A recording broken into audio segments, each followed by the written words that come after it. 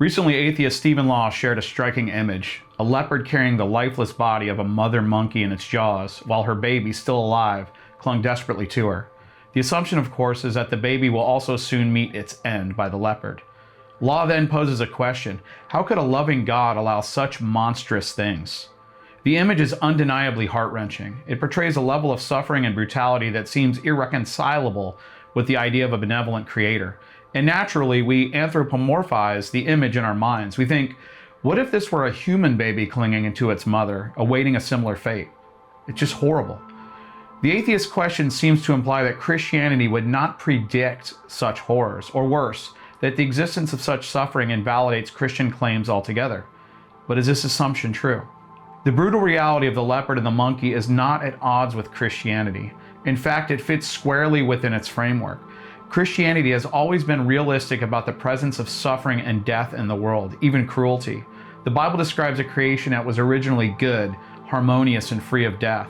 However, the introduction of sin through the fall brought corruption, suffering, and death into all of creation.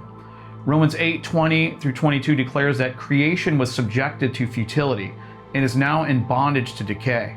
The natural world is no longer as it was meant to be. Predation, pain, and death are consequences of a fallen creation groaning for redemption. Far from being a surprise, the suffering depicted in the atheist image aligns with Christian teaching about the brokenness of the world under the curse of sin. This doesn't make any of it pleasant, but the fact remains that Christianity acknowledges and predicts this sort of thing. Furthermore, our reaction to such suffering, the moral indignation and sorrow we feel, is itself significant. It suggests that God affirms our moral intuitions about the wrongness of such brutality. Christianity teaches that we are made in the image of God, and our sense of justice reflects His character. The revulsion we feel towards suffering in the animal kingdom echoes God's own grief over a world marred by sin and death. But in response to the atheist image, we could point to an even more horrific picture: Christ bloodied and dying on the cross. Here the suffering is not merely natural, but deeply unjust. This is not just an animal mother and her child tragically lost to nature's brutality.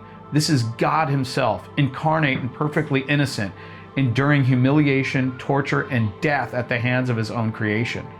This is a moral abomination. The cross represents the pinnacle of suffering and injustice. If the suffering of the leopard and the monkey shocks us, how much more should the brutalization of God Himself? Yet it is this very suffering that stands at the heart of Christianity. God does not merely acknowledge the existence of suffering, He enters into it. He does not turn away from the brokenness of creation, but steps right into it, bearing its full weight to redeem it. The entire point of the cross is that the absolute worst thing imaginable can happen, the unjust death of God Himself, but that's not how it all ends. The story of Christianity does not end with suffering and death. Christ's resurrection is a definitive promise that suffering and death do not have the final word. The Bible affirms that God's plan of redemption extends beyond humanity to encompass all of creation.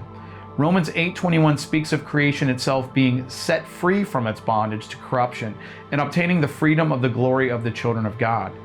The suffering we see in the animal kingdom is part of a groaning world awaiting renewal. The leopard and the monkey, like all of creation, are caught in the tension between the fall and God's ultimate restoration. This tragedy is not meaningless. It is part of a larger story that moves towards the renewal of heaven and earth. Jesus states that He came to destroy the works of the devil. Scripture describes Satan as the prince of this world, whose influence perpetuates suffering, death, and chaos. The predation, violence, and death we see in the natural world are reflections of this fallen reality under the reign and influence of the devil. While it is difficult to fully comprehend how God allows such suffering, Christianity teaches that it is temporary. Christ's work on the cross is the beginning of the end for evil and suffering. His resurrection is the first fruits of the new creation, signaling that the reign of sin and death is being undone. The suffering of the leopard and the monkey is a microcosm of the world's fallen state. It reminds us why redemption is necessary. Though we cannot fully grasp how God redeemed such specific instances of suffering, the cross assures us that He will. Every tear and every death, no matter how small, is not forgotten or meaningless in the eyes of God. Just as the cross transforms the worst suffering into the foundation of salvation, so too can God transform even the horrors of the natural world into something glorious. We may not yet understand how this happens, but the promise of Christianity is that it will. As Christians, we are called to respond to suffering with both empathy and hope. We mourn with creation for its current pain, but we also proclaim the hope of a future where suffering is no more. Isaiah 11:6-9 gives us a beautiful picture of the peace to come. The wolf shall dwell with the lamb, and the leopard shall lie down with the young goat, and the calf and the lion and the fatted calf together, and a little child shall lead them. The cow and the bear shall graze, their young shall lie down together, and the lion shall eat straw like the ox. Their nursing child shall play over the hole of the cobra, and the weaned child shall put his hand on the adder's den. They shall not hurt nor destroy in all my holy mountain, for the earth shall be full of the knowledge of the Lord as the waters cover the sea.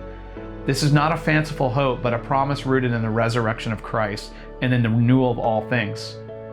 The atheist question about suffering is not easily dismissed. It forces us to confront the hard realities of this world. But Christianity does not shy away from these questions. It acknowledges suffering, predicts its presence, and offers a profound answer in the person of Jesus Christ. The image of the leopard and the monkey, horrifying as it is ultimately a reflection of fallen creation. But the image of Christ on the cross reminds us that God not only recognizes this suffering, but enters into it to redeem it. And the promise of the resurrection assures us that all things, from the greatest evils to the smallest tragedies, will one day be made new.